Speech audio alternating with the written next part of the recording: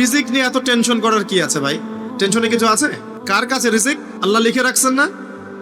ইনশাআল্লাহ এর বাইরে কিছু হবে? হবে না। অতএব এত দুশ্চিন্তার কিছু নাই। জীবনকে নিয়ে এত দুশ্চিন্তার কিছু নাই। জীবনটাকে কোরআন সুন্নাহর আলোকে এনজয় করেন। কোরআন সুন্নাহকে দিয়ে জীবনকে এনজয় করা যায়। কোরআন এবং সুন্নাহর আনুগত্যের মধ্য দিয়ে আপনি জীবনকে উপভোগ করেন। টেনশন করার দরকার নেই। মনে রাখবেন, আল্লাহ যদি আপনার সাথে থাকেন এবং আল্লাহ যদি আপনাকে কবুল করেন, পৃথিবীর কোনো শক্তি নাই আপনাকে টলাবে। পৃথিবীর কোনো শক্তি নাই, পৃথিবীর সমস্ত শক্তি একত্রিত হয়ে আপনার চুল বাঁকা করতে পারবে না, যদি আল্লাহ আপনার সাথে থাকে। আর যদি আল্লাহ আপনার সাথে না থাকে, আইওয়াস শোডাউন দিয়ে কোনো লাভ হবে না, কেউ আপনাকে বাঁচাতে পারবে। অতএব আল্লাহকে আপন করে নেন, যার যার হক তাকে তাকে দেন, নিজের হক আল্লাহর কাছে চেয়ে নেন, ইনশাআল্লাহ আপনি সুখে থাকবেন। এর আগে আল্লাহ পাক একা ছিলেন, আর কিচ্ছু ছিল না। হুয়াল আউয়াল ওয়াল আখির ওয়াজ যাহির ওয়াল বাতিন ওয়া হুয়া বিকুল্লি শাইইন আলিম, সূরা হাদীদ। আল্লাহ পাক একা ছিলেন, কোনো কিছু ছিল না, আল্লাহ একা ছিলেন। আবার কোনো কিছু যখন থাকবে না, আল্লাহ একা থাকবেন। কুল্লু মান আলাইহা ফান ওয়া ইয়াবকা ওয়াজহু রাব্বিকা যুল জালালি ওয়াল ইকরাম। এই বিষয়ে কোনো দ্বিমত আছে? এরপরে আল্লাহ পাক সৃষ্টি করেছেন আরশে আজিম। কি সৃষ্টি করেছেন? বিশাল আরশ, যার ছায়ায় আল্লাহ পাক কিয়ামতের মাঠে 7 শ্রেণীর মানুষকে ছায়া দিবেন। 7 শ্রেণী: 1, ন্যায়পরায়ণ বাদশা, যেটা এই বিশ্বে খুঁজে পাওয়াটা পূর্ণিমা চাঁদের মতো। 2, সেই যুবক যে তার পুরো যৌবনকাল আল্লাহর পথে ব্যয় করেছে, এটা সুযোগ আপনার সামনে আছে, আপনি লুফে নিতে পারেন, এই সুযোগটা আপনার সামনে আছে। 3, ওই ব্যক্তি যার কলব বা অন্তর মসজিদের সাথে ঝুলন্ত থাকে, টিকটকের সাথে নয়, মসজিদের সাথে ঝুলন্ত থাকে। এখনকার যুব সমাজের অন্তর অনলাইনে ঝুলন্ত থাকে, দেখবেন। 4, ওই 2 ব্যক্তি, যেই 2 ব্যক্তি পরস্পরকে শুধুমাত্র আল্লাহর জন্য ভালোবাসে। এখানে বয়ফ্রেন্ড গার্লফ্রেন্ড সম্পর্ক বোঝানো হয়নি।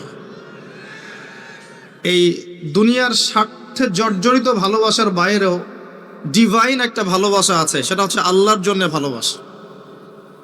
আর যখন আপনি কাউকে আল্লাহর জন্য ভালোবাসবেন, তখন আপনি কষ্ট পাবেন না ইনশাআল্লাহ।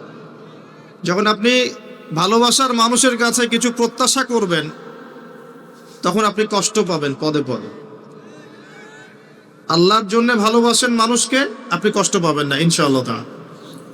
2 ব্যক্তি যারা পরস্পরকে আল্লাহর জন্য ভালোবাসে, আরো সে ছায়া ছায়া পাবে।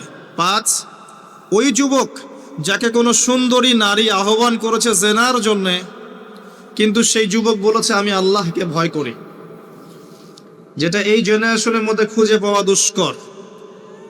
বরং তারা উল্টা প্রত্যাশায় থাকে যে কখন কোনো মেয়ে আমাকে প্রপোজ করবে। তারা ইউসুফ নয় আলাইহিস সালাম। 6, ওই ব্যক্তি যার ডান হাত কি দান করছে, বাম হাত খবর রাখে না। ডান হাত কি দান করছে, বাম হাত খবর রাখে না। আমাদের মতো নয় যে অল্প কিছু দান করেই দানবীর টাইটেল লাগিয়ে মানুষের দুয়ারে দুয়ারে যাচ্ছি সাপোর্টের জন্য, এমন নয়। 7, ওই ব্যক্তি যে নীরবে নিভৃতে আল্লাহর কথা স্মরণ করে এবং আল্লাহর কথা স্মরণ করতে করতে তার চোখ দিয়ে অশ্রু প্রবাহিত হয়। এই 7 শ্রেণীর মানুষকে আল্লাহ রাব্বুল আলামিন তার ওই আরশের ছায়ায় কিয়ামতের মাঠে ছায়া দিবেন ইনশাআল্লাহ তাআলা। আমরা কি এই ছায়াটা পেতে চাই? অপশন আমাদের সামনে খোলা আছে। আমরা কিন্তু ওই যুবক হতে পারি, ওই 2 ব্যক্তি হতে পারি, ওই ব্যক্তি হতে পারি যে মসজিদের সাথে সম্পর্ক রাখে, গোপনে দান করতে পারি, রাতে নিভৃত আল্লাহর জন্য কাঁদতেও পারি না? সব সুযোগ আমাদের সামনে আছে। আল্লাহ চাইলে আপনি ন্যায়পরায়ণ বাদশাও হতে পারবেন ইনশাআল্লাহ, যদি আল্লাহ আপনার তাকদিরে লিখে রাখেন, এটাও সম্ভব। চলে আসেন আরশে আজিমের পরে আল্লাহ পাক সৃষ্টি করেছেন কলম, এবং কলম সৃষ্টি করে আল্লাহ পাক পুরো মহাবিশ্বের তাকদির লিখেছেন। পৃথিবীর শেষ দিন পর্যন্ত কি হবে না হবে, খুঁটিনাটি বিষয়, এত খুঁটিনাটি যে আল্লাহ পাকের ওই লিখার বাইরে পৃথিবীতেও কোনো আযাব গজব আসে না। যা লেখা আছে ওটাই আসবে। পৃথিবীতে যা আসছে যে আযাব, যে বিপদ, যে বালা মুসিবতগুলো আসছে আসমানি এবং জমিনের, এগুলোও আল্লাহর কাছে লেখা আছে। বলেন সুবহানাল্লাহ। এমনকি এই পৃথিবীতে কতজন মানুষ এসেছে, চলে গেছে এবং আসবে, এই হিসেব আল্লাহর কাছে আছে। চিন্তা করতে পারেন, পৃথিবীতে কত মাখলুক আছে, হিসেব আল্লাহর কাছে আছে। এই মহাবিশ্বে কত গ্যালাক্সিজ আছে, গ্রহ নক্ষত্র আছে, আল্লাহর কাছে হিসেব আছে। পিঁপড়া কতটুকু আছে এই পৃথিবীতে, এটা আল্লাহ জানেন কতগুলো আছে। সমুদ্রের নিচে কি আছে আল্লাহ জানেন। প্রতিটা বিষয় মহাবিশ্বের লিখিত হয়ে গেছে। এখন যে আল্লাহর কাছে সব লিখিত আছে, সেই আল্লাহ কি আমার রিজিকের মালিক নন? তাহলে রিজিক নিয়ে এত টেনশন করার কি আছে ভাই? টেনশনে কিছু আছে? কার কাছে রিজিক? আল্লাহ লিখে রাখছেন না? ইনশাআল্লাহ এর বাইরে কিছু হবে? হবে না। অতএব এত দুশ্চিন্তার কিছু নাই। জীবনকে নিয়ে এত দুশ্চিন্তার কিছু নাই। জীবনটাকে কোরআন সুন্নাহর আলোকে এনজয় করেন। একটা বই আছে না, এনজয় ইওর লাইফ, বইটা পড়েছেন? কোরআন সুন্নাহকে দিয়ে জীবনকে এনজয় করা যায়। কোরআন এবং সুন্নাহর আনুগত্যের মধ্য দিয়ে আপনি জীবনকে উপভোগ করেন। টেনশন করার দরকার নেই। মনে রাখবেন, আল্লাহ যদি আপনার সাথে থাকেন এবং আল্লাহ যদি আপনাকে কবুল করেন, পৃথিবীর কোনো শক্তি নাই আপনাকে টলাবে। পৃথিবীর কোনো শক্তি নাই, পৃথিবীর সমস্ত শক্তি একত্রিত হয়ে আপনার চুল বাঁকা করতে পারবে না, যদি আল্লাহ আপনার সাথে থাকে। আর যদি আল্লাহ আপনার সাথে না থাকে, আইওয়াস শোডাউন দিয়ে কোনো লাভ হবে না, কেউ আপনাকে বাঁচাতে পারবে। অতএব আল্লাহকে আপন করে নেন, যার যার হক তাকে তাকে দেন, নিজের হক আল্লাহর কাছে চেয়ে নেন, ইনশাল্লাহ আপনি সুখে থাকবেন। তাকদীর আল্লাহ পাক লিখে ফেলেছেন। এরপরে আল্লাহ রাব্বুল আলামিন কি লিখেছেন? এরপরে আল্লাহ রাব্বুল আলামিন মহাবিশ্ব সৃষ্টি করেছেন 6 দিনে। কয় দিনে? কোরআনে দলিল আছে, হুয়াল্লাযী খালাকাস সামাওয়াতি ওয়াল আরদা ফি সিত্তাতি আইয়াম। তিনি সেই আল্লাহ যিনি আসমান সমূহ, একটা আসমান নয়, আসমান সমূহ মানে যতগুলো আসমান আছে, আর আমরা জানি 7টা আসমান আছে। কয়টা? 7টা মহাবিশ্ব আছে। এখন পর্যন্ত সায়েন্স যত কিছু আবিষ্কার করেছে, এগুলো প্রথম মহাবিশ্বের আবিষ্কার। দ্বিতীয়টাতে ওরা যেতেই পারেনি এখন পর্যন্ত। অতদূর পর্যন্ত স্পেসশিপ যেতেই পারবে না। কথা কি বুঝতে পারছেন? এটা প্রথম আসমানের বিষয়। এরকম আরো 6টা আসমান মহাবিশ্ব আল্লাহ পাক প্রস্তুত করেছেন। তারপরে আছে সিদরাতুল মুনতাহা, তার উপর একটা মহাসাগর আছে, তারপরে কুরসি, তার উপর আরশে আজিম, আর আরশে আজিমের উপরে আল্লাহ সুবহানাহু ওয়া তাআলা। এখানে একজন মানুষ ওই পর্যন্ত চলে গিয়েছিলেন। তিনি কে? মুহাম্মদুর রাসূলুল্লাহ সাল্লাল্লাহু আলাইহি ওয়াসাল্লাম। তার মর্যাদা আর বোঝার বাকি আছে? তো সবার প্রতি অনুরোধ থাকবে, সেই ব্যক্তি, সেই নবী মুহাম্মদ সাল্লাল্লাহু আলাইহি ওয়াসাল্লামের সুন্নাহ মাফিক জীবন যাপন করেন। আল্লাহ পাক তৌফিক দান করুন। এবং এই সুন্নাহটা জীবনের একটা ক্ষেত্রে মানলে হবে না, জীবনের সমস্ত ক্ষেত্রেই মানতে চেষ্টা করতে হবে। আল্লাহ পাক তৌফিক দান করুন। আমিন। আল্লাহ রাব্বুল আলামিন এরপরে মহাবিশ্ব সৃষ্টি করে দীর্ঘদিন পর্যন্ত, অনন্তকাল বলবো না, দীর্ঘদিন, কিন্তু এমন একটা সময় ছিল যখন আল্লাহ বলছেন মানুষ সৃষ্টি হবে, এই বিষয়টা অনেক দূরের পথ ছিল। আল্লাহর জ্ঞানে ছিল, কিন্তু মহাবিশ্বে মানুষের অস্তিত্ব ছিল না। এই মহাবিশ্বেই মানুষের অস্তিত্ব ছিল না। আল্লাহ রাব্বুল আলামিন মহাবিশ্ব সৃষ্টি করেছেন কুন ফায়াকুন, হও হয়ে যাও। সূরা আম্বিয়ার 30 নম্বর আয়াতে আল্লাহ পাক বলেছেন, আওয়ালাম ইয়ারাল্লাযীনা কাফার, কাফেররা কি লক্ষ্য করে দেখে না, আন্নাস সামাওয়াতি ওয়াল আরদা কানাতা রাতকান ফাফাতাকনাহুমা, কাফেররা কি লক্ষ্য করে দেখে না যে আসমান সমূহ এবং জমিন একটা বিন্দুর মধ্যে একত্রিত ছিল, আমি আল্লাহ এটাকে বিস্ফোরিত করে দিয়েছি, পৃথক করে দিয়েছি। এটা সায়েন্সের একটা থিওরির সাথে মেলে না? কোন থিওরি? তারা বলছে বিগ ব্যাং থেকে সব সৃষ্টি হয়েছে, আর আল্লাহ পাক বলছেন বিগ ব্যাং আমি ঘটিয়েছি। তাহলে চিন্তা যেখানে শেষ, আল্লাহ পাকের কুদরত সেখান থেকে কি শুরু। তা আমরা সীমাবদ্ধতা বুঝতে পারছি সায়েন্সের। আমি নিজেও সায়েন্সের ছাত্র, বাট আমি এটা স্বীকার করি যে সায়েন্স সবকিছুর সমাধান দিতে পারবে না।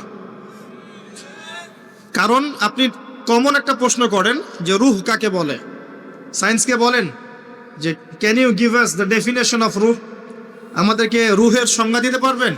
রূহটা কঠিন নাকি তরল, না বায়বীয় না কি, আপনি কি ব্যাখ্যা করতে পারবেন? পারবেন না। সিম্পল। জিন জাতির ব্যাখ্যা দেন, ফেরেশতার ব্যাখ্যা দেন, কবরের আযাবের ব্যাখ্যা দেন, জান্নাত জাহান্নাম, হুর পরির ব্যাখ্যা দেন। হুর পরি না, হুরুন আইন, ভুল হয়েছে, হুরুন আইন। মিজান, পুলসিরাত এগুলোর ব্যাখ্যা দিতে পারবে? আমাদের আত্মাটারই তো ব্যাখ্যা দিতে পারছে না। ঘুম, স্বপ্নের ব্যাখ্যা দিতে পারবে? ঘুমন্ত অবস্থায় মানুষ হাসছে এবং কাঁদছে, কি জন্যে ব্যাখ্যা দিতে পারবে? স্বপ্ন দেখছে, কোত্থেকে স্বপ্ন আসছে, আর স্বপ্ন মাঝে মাঝে সত্য কেমন করে হচ্ছে, এর ব্যাখ্যা দিতে পারবে? স্বপ্ন সত্যি হয় না? শেষ জামানায় মুমিনদের স্বপ্ন বেশি বেশি সত্য হবে, এমনও এসেছে হাদিসে। আখিরুজ্জামানে মুমিনদের স্বপ্ন সত্যি হবে। নবী সাল্লাল্লাহু আলাইহি ওয়াসাল্লাম নবুয়তের আগে এমন স্বপ্ন দেখতেন, সকালবেলা সত্য হয়ে যেত। নবুয়তের একটা অংশ স্বপ্ন, 36 ভাগের 1 ভাগ সত্য স্বপ্ন। যাই হোক, আমরা টপিকে চলে আসি। আল্লাহ রাব্বুল আলামিন বিগ ব্যাং দিয়ে মহাবিশ্ব সৃষ্টি করার পর সুদীর্ঘকাল পর্যন্ত মানুষকে সৃষ্টি করেন নাই। এরপরে অনেক সময় পর আল্লাহ পাক ফেরেশতাদেরকে ডেকে বলছেন এই আয়াতটা, যে হে ফেরেশতারা, আমি পৃথিবীতে আমার খলিফা পাঠাতে চাই, মানুষকে আমার খলিফা করে পাঠাতে চাই। খলিফা কি জিনিস? যিনি কাপড় সেলাই করেন তিনি খলিফা? খলিফা কি জিনিস? খলিফার ডেফিনেশনটা শোনে না। আল্লাহ পাক আদম আলাইহিস সালাম ছাড়াও আরো একজন নবীর ব্যাপারে খলিফা শব্দ ব্যবহার করেছেন, তার নাম কি? শুকরান, কে বলেছেন? জাযাকাল্লাহ। দাউদ আলাইহিস সালাম, তার ব্যাপারে আল্লাহ পাক বলেছেন তিনি ছিলেন খলিফা। কোন সূরা? সূরা সাদ। কোন সূরা? সূরা সাদ। আল্লাহ পাক বলেছেন, ইয়া দাউদ, হে দাউদ, ইন্না জাআলনাকা খলিফাতান ফিল আরদ, নিশ্চয়ই আমি তোমাকে পৃথিবীতে আমার খলিফা করেছি।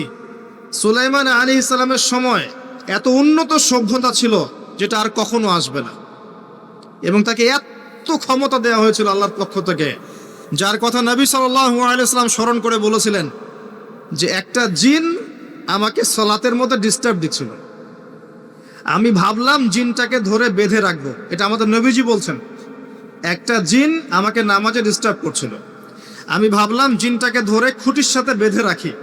তখন আমার সুলাইমানের কথা মনে পড়লো, আমার ভাই সুলাইমানের কথা মনে পড়লো, যে সুলাইমান আলাইহিস সালামকে আল্লাহ পাক এই ক্ষমতা দিয়েছিলেন। আর সুলাইমান আলাইহিস সালাম আল্লাহর কাছে দোয়া করেছিলেন, আল্লাহ আমাকে যে ক্ষমতা দিয়েছো এরপরে আর কাউকে দিও না, এটা দোয়া করেছিলেন। আমার সুলাইমানের কথা মনে পড়লো, আমি জিনটাকে ছেড়ে দিলাম, বাদলাম না। আমাদের নবী মুহাম্মদ সাল্লাল্লাহু আলাইহি ওয়াসাল্লাম মানুষের সম্মান বুঝতেন। আমাদের নবী মুহাম্মদ সাল্লাল্লাহু আলাইহি ওয়াসাল্লাম অন্যের সম্মান বুঝতেন। আর আমরা তার উম্মাহ, অন্যের সম্মান নষ্ট করতে পারলে আমাদের ভাত হজম হয়। অন্যের সম্মান নষ্ট না করা পর্যন্ত ভাত হজম হবে না। আর মুহাম্মদ সাল্লাল্লাহু আলাইহি ওয়াসাল্লাম অন্যের সম্মান বুঝতেন। আসেন, সুলাইমান আলাইহিস সালাম এবং দাউদ আলাইহিস সালাম এই জেরুজালেম থেকে বিশ্ব শাসন করেছিলেন। আর জেরুজালেম চিনেন তো আপনারা? কোন দিকে? চায়নার দিকে, রাশিয়ার দিকে, নাকি আমেরিকার দিকে? আচ্ছা, ওইদিকে আমরা পরে আসবো ইনশাল্লাহ। সভ্যতার সংকটের শেষের দিকে আমরা ওইদিকে আসবো ইনশাল্লাহ। এবার আসেন, দাউদ আলাইহিস সালামকে আল্লাহ পাক বলছেন, তোমাকে খলিফা করেছে পৃথিবীতে, তোমার কাজ কি? ফাহকুম বাইনান নাসি বিল হক, হে দাউদ তোমার কাজ হচ্ছে মানুষের মাঝে ন্যায় বিচার করা, মানুষের মাঝে ন্যায় বিচার করা, হকের মানদণ্ডে বিচার করা। হকটা কি? এর উত্তরও কোরআন আপনাকে দিবে। কোরআনের চেয়ে কি আমি ভালো উত্তর দিতে পারবো? কোনটা হক, কোনটা বাতিল, কোনটা ন্যায়, কোনটা অন্যায়, আমি কি বেশি বুঝি না আল্লাহ বেশি বোঝেন? কোথায় স্পষ্ট করা আছে, আমার মস্তিষ্কে না কোরআনে? কোরআনে সূরা কাহাফ খোলেন, আল্লাহ পাক বলেছেন, ওয়াকুলিল হাক্কু মির রাব্বিকুম, হে নবী আপনি বলে দিন সত্য সেটাই যা তোমার রবের পক্ষ থেকে নাজিল হয়। আর কিছু বলার দরকার আছে? ফামান শাআ ফালইউমিন, যার ইচ্ছা হয় সে স্বীকার করুক, ঈমান নিয়ে আসুক। ওয়ামান শাআ ফালইয়াকফুর, যার ইচ্ছা হয় অস্বীকার করুক। ইন্না আ'তাদনা লিয-যালিমিনা নারান, অস্বীকারকারী জালেমদের জন্য আমি জাহান্নামের আগুন প্রস্তুত করে রেখেছি। বাস, আর কিছু বলার প্রয়োজন আছে? সূরা বাকারা আল্লাহ বলেছেন, আল হাক্কু মির রাব্বিক ফালা তাকুনান্না মিনাল মুমতারিন, হক তোমার রবের পক্ষ থেকে আসে, তুমি সন্দেহবাদীদের অন্তর্ভুক্ত হও না। আসলে এটা হক কিনা, এই যুগে চলে কিনা, এই সন্দেহের অন্তর্ভুক্ত হও না। ইসলাম চির নতুন, চির প্রাচীন, চির আধুনিক, প্রত্যেকটা যুগের জন্যে, শুধুমাত্র একটা যুগের জন্য নয়, এবং শুধু মুসলিমদের জন্য নয়, সবার জন্যেই। কোরআন এবং সুন্নাহ শুধু আমাদের সম্পত্তি নয়, পুরো মানব জাতির সম্পত্তি। এখানে সবার হেদায়েত আছে, হোক সে হিন্দু হিন্দু ভাই বা খ্রিস্টান ভাই বা বুদ্ধিস্ট বা জিউস, যেই হোক না কেন, সবার হেদায়েত এখানে আছে। আসেন, আল্লাহ পাক কোরআনকে হক বলছেন। এটাও বলে রাখি, যখন তাওরাত নাজিল হয়েছিল তখন তাওরাত হক ছিল, তখন ওটাই ছিল হক। যখন জাবুর নাজিল হয়েছে, জাবুরই হক ছিল। যখন ইঞ্জিল নাজিল হয়েছে, ইঞ্জিলই হক ছিল। যখন থেকে কোরআন নাজিল হয়েছে, এখান থেকে নিয়ে কিয়ামত পর্যন্ত হকের কি অন্য কোনো মানদণ্ড আছে? এটা মানতে কোনো আপত্তি আছে? হ্যাঁ, এখন কোনো কিছু যদি কোরআন সুন্নাহর সাথে মিলে যায়, মানতে আমাদের কোনো আপত্তি নাই। কেউ একটা মতবাদ দিয়েছে, একটা দর্শন দিয়েছে, একটা সায়েন্টিফিক থট দিয়েছে, যেটা কোরআনের সাথে মিলে গেছে, হাদিসের সাথে মিলে গেছে, মানতে আমাদের কোনো আপত্তি নাই। আমরা চোখ বন্ধ করে মানবো ইনশাআল্লাহ, কোনো সমস্যা নেই। কিন্তু যে কোনো ব্যক্তি বা যে কোনো সংগঠন, যে কোনো সমাজ, যে কোনো সভ্যতা, কেউ যদি এমন কোনো কথা বলে, এমন কোনো দর্শন দেয়, এমন কোনো মতবাদ দেয় যেটা কোরআনের সাথে মিলছে না, সাংঘর্ষিক, হাদিসের সাথে মিলছে না, সাংঘর্ষিক, আপনি কি মানতে বাধ্য? এটা না মানাটাই আপনার ঈমানের পরিচয়। তো আল্লাহ পাক দাউদ আলাইহিস সালামকে বলছেন, তুমি এই হকের মানদণ্ডে বিচার ফয়সালা করো। ওয়ালা তাত্তাবিউল হাওয়া, নিজের প্রবৃত্তির অনুসরণ করো না। প্রবৃত্তি মানে নিজের মন গড়া বিষয়ের অনুসরণ করো না। ইউদিল্লুকা আন সাবিলিল্লাহ, তাহলে এটা তোমাকে আল্লাহর রাস্তা থেকে সরিয়ে দিবে। নিশ্চয়ই যারা প্রবৃত্তির অনুসরণ করেছে তারা আল্লাহর পথ থেকে সরে গেছে, এই কারণে বিমা নাসু ইয়াউমাল হিসাব, তারা হিসাবের দিনটা ভুলে গেছে। আমি কি বুঝাতে পারছি ভাই? তাহলে আল্লাহ পাক খলিফার ফাংশন দিলেন। খলিফার কাজ কি তাহলে? খলিফার কাজ হচ্ছে আল্লাহর পক্ষ থেকে আসা সত্যের মানদণ্ডে মানুষের মাঝখানে ফয়সালা করা। আমার কথা ক্লিয়ার? পরিবেশ পরিস্থিতি যদি অনুকূলে না থাকে, সে করবে না।